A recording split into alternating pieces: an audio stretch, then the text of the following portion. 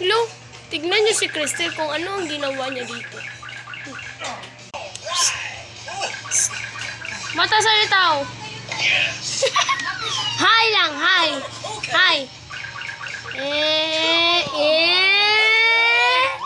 Ikaw.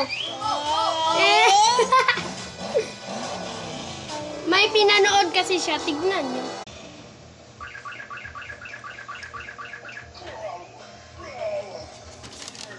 So, yan ang pinanood niya. Tapos ito. Basta lang. Huwag kayong mambash. So, ngayon nanto. So, guys, like, subscribe, and share. Follow to my Facebook page, Jamia Lopez. And thank you so much. I love you. Gabay sa support kayo. Ito si Kristen.